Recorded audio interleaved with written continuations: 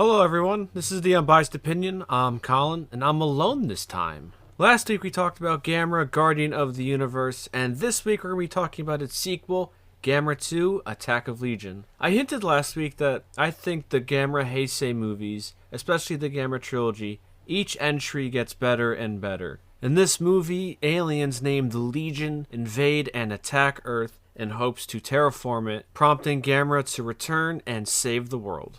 So of course, when it comes to Gamera 2, what do I think about it? I think it's really good. Not a whole lot better than Guardian of the Universe, but a little bit better, yeah.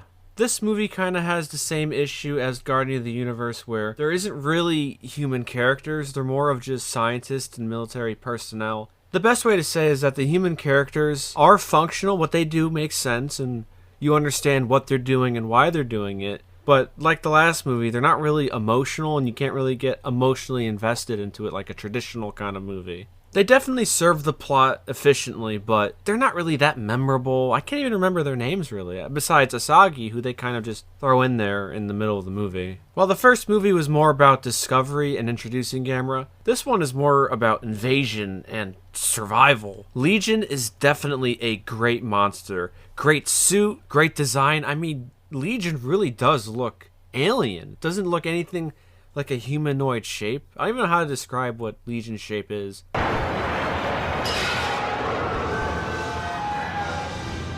But it looks great. The suit operates really well and convincingly. It doesn't really look super bulky. It can move pretty quickly and it just looks so great. The Legion suit is big, but it never felt bulky like the later Heisei Godzilla movies, like Destroya and Space Godzilla. And I think also when Legion attacks a city, it doesn't feel like traditional monster attacking city. It really does feel like an invasion with all the soldier legions running around. The movie very early on sets up how dangerous Legion is at all forms and how much of a problem Legion is. In the first fight between Gamera and Legion, the big Legion, Gamera loses and Legion wasn't even trying. Legion was just trying to stall Gamera so the pod could go off. Because this movie is so fast-paced, there really isn't any kind of build-up to Legion. Legion just shows up and starts destroying things before we can even understand. And I think in the very rare instance, it works in this movie's favor. The military is outmatched and they fail instantly. Gamera can't even stop the pod from going off in that Sendai sequence,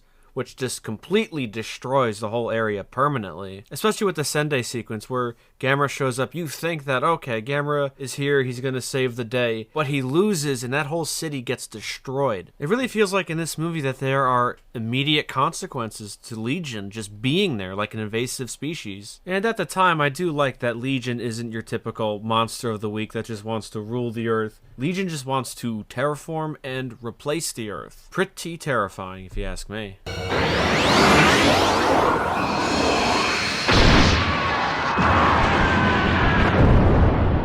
I did mention earlier that this movie does have a very fast pace to it, which is a good thing, but it does kind of brush away any kind of characters or character development. It's very lean, narratively speaking. And while for most movies that would be a fatal flaw, I feel like the fast pace and with these characters, again, like from the first movie where they're just there in service of the story in a good way, I don't mind that they're not really compelling characters, quote unquote. If it's in service of the movie being fast paced and well made and entertaining, I'm all for it. I do like Gamera's design more in this movie than in Guardian of the Universe.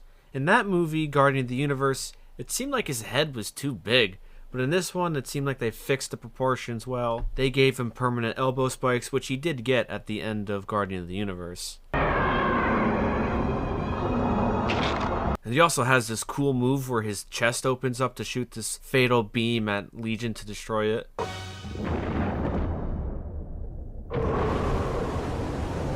So cool. This and Gamera 3 are probably my two favorite Gamera designs. I didn't really care for the Guardian of the Universe design for Gamera. The effects in this movie are a lot better than in Guardian of the Universe too. The practical and even more of the combining CG shots are well executed. There's a shot that I really love, and it's one of the Japanese command people in a car, and it's from his POV looking up inside the car at Gamera passing by in buildings. And it's all practical too. Gamera isn't digitally inserted into the shot. They really shot that with real models and real techniques. It looks great.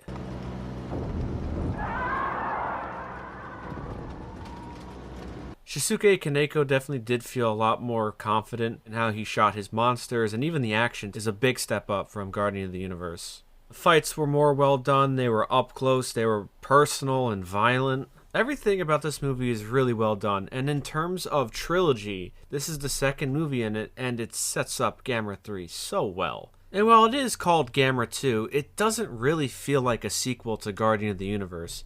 It feels more like an entry.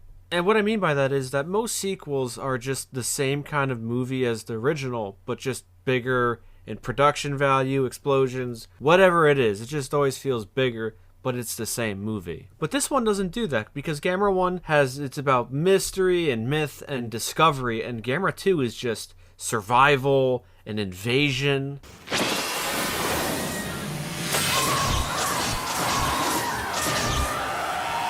Totally different. And most sequels exist to pay off what came before, but Gamera 2 flips that. By the end of this movie, the collateral damage is highlighted. There's the idea that Gamera might someday attack humans because he is the guardian of the universe, not people. After all, he is the guardian of the universe. So does that mean that if we keep destroying life on this planet, he would...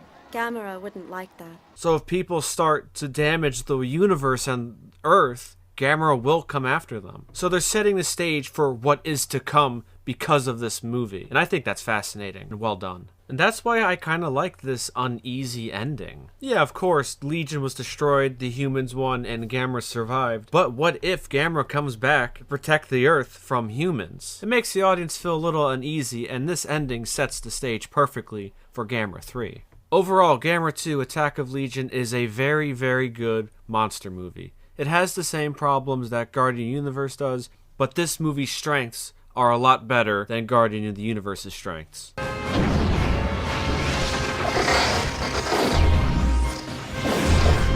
The monster action is good, Legion is a better antagonist than Gauss. I found the film to be a little bit more engaging than Guardian of the Universe. And I love that it raises the stakes and expands the threat. Legion is one of the best monsters ever created. Legion looks great, is actually intimidating and threatful. So well done. However, with all those strengths, the human characters are not that memorable or even compelling. They function well, but they're only there to relay information. There isn't really like an emotional focus with these human characters. But with all that being said, I would recommend Gamera 2 Attack of Legion. It's really well done despite some of its flaws. And at some point, I'll be talking about Gamera 3 in the future. I don't know when, but I definitely will. So with all that being said, this is the Unbiased Opinion, where everyone's opinion is biased except ours.